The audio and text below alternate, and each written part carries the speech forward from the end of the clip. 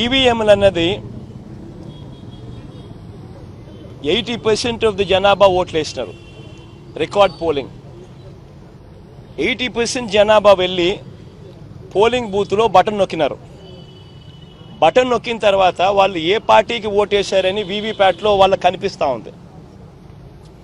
వాళ్ళకి వీవీప్యాట్లో వాళ్ళు వేసిన ఓటు వీవీప్యాట్లో వాళ్ళకి కనిపించే ఓటు రెండు మ్యాచ్ అయ్యాయి కాబట్టి వాళ్ళు సాటిస్ఫై అయ్యి బూత్లో నుంచి బయటకు వచ్చారు. ఈ 80% మంది ఎవరైతే ఓటేశారో ఎవడు కంప్లైంట్ చేయాల, ఏ ఓటరు కూడా కంప్లైంట్ చేయాల. ఇప్పుడు నేనున్నాను, వెళ్ళి నేను ఫ్యాన్ గుర్తుకు నేను నొక్కిన తర్వాత వీవీప్యాట్లో నాకు సైకిల్ గుర్తు కనిపిస్తే నేను ఎందుకు గమ్మనుంటాను కదా. బూత్లో అక్కడే నేను గొడవ చేసిండు, బూత్లోనే వెంటనే కంప్లైంట్ లాంచ్ చేసిండు, బూత్లోనే అని చేసిండు కదా. అట్లా ఏ పార్టీకి ఎవరన్నా కానీ ఇలా ఓటేసిన తర్వాత వీవీప్యాట్లో వేరే పార్టీకి ఓటేసినట్టుగా ఎవరికి కనిపించలేదు కాబట్టి 80% మంది జనాభా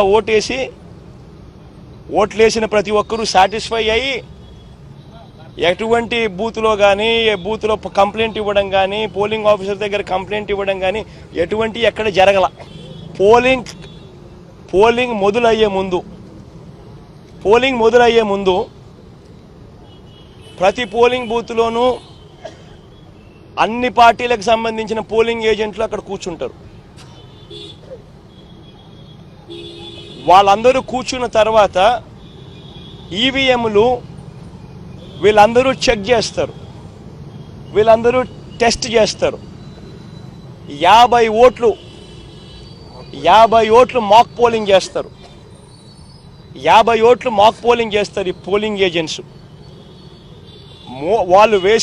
వాళ్ళు నొక్కిన గుర్తు వీప్యాట్లో వాళ్ళకు స్లిప్ ఏదైతే బయటకు వస్తుందో ఆ గుర్తు రెండు మ్యాచ్ అయినాయా లేదో చూసుకుంటారు. చూసుకున్న తర్వాత వీళ్ళు సంతకాలు పెడతారు, పోలింగ్ ఏజెంట్ సంతకాలు పెడతారు. మేము వెరిఫై చేసినాము 50 ఓట్లు ఒక్కొక్కరు 50 ఓట్లు వెరిఫై చేసినాము, ఈవీఎంలు బాగా పనిచేస్తూ ఉన్నాయి అని సంతకాలు పెడతారు. ఆ సంతకాలు పెట్టిన తర్వాతనే జనరల్ ప్రజలకు పబ్లిక్కు ఓటింగ్ను పర్మిట్ చేస్తారు. ఓటింగ్ తర్వాతనే అవకాశం ఇస్తారు జనరల్ పబ్లిక్కు.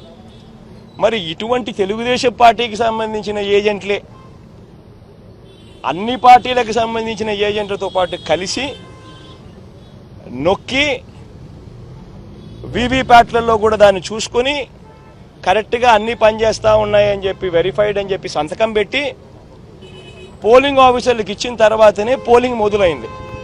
మళ్ళీ ఏ రకంగా చెప్తారు ఈ రకంగా ఈవీఎంలు అది జరిగాయి, ఈవీఎంలు ఇది జరిగాయి, ఇదే ఈవీఎంలు ఇదే వీవీప్యాట్. ఆయనకు అనుకూలంగా తీర్పు వస్తే ఏమలా అన్నీ బాగున్నాయి, వీవీప్యాట్లు బ్రహ్మాండంగా ఉన్నాయి, ఈవీఎంలు బ్రహ్మాండంగా ఉన్నాయి. ప్రజలు తనను వ్యతిరేకంగా ఓటు వేస్తున్నారు అని చెప్పి తెలిసి ప్రజల గాలి తన వైపు లేదు అని తెలుసుకొని ఎంతటి దారుణంగా డెమోక్రసీని అవహేళన చేస్తూ ప్రజల తీర్పును అవహేళన చేస్తూ మాట్లాడుతూ ఉంటే ఈ మనిషి నిజంగా మనిషేనా అని అడుగుతా ఉన్నా. తాను గెలిస్తే ఏమో అన్నీ బాగున్నట్టే, తాను ఓడిపోతే మాత్రం ప్రజలు ఓటేయలేదు అనే మాట ఒప్పుకోకుండా ఈవీఎంల మీద నెపాన్ని నెట్టడం. ఈయన బుద్ధి ఈ 5 ఏళ్ళు చూస్తే ఈయన బుద్ధి అయ్యేది. ఓడిపోతే నా కంప్యూటర్ కరెక్ట్, బటన్ నొక్కడం కరెక్ట్గా నొక్కల, ఇవన్నీ మాట్లాడతాడు. ఇదే జరుగుతూ ఉంది. ఇటువంటి దుర్మార్గుడు, ఇటువంటి మోసగాడు, ఇటువంటి రాక్షసుడు, ఇటువంటి అన్యాయస్తుడు ఎంత త్వరగా పోతే ప్రజలకు అంత మంచి జరుగుతుంది.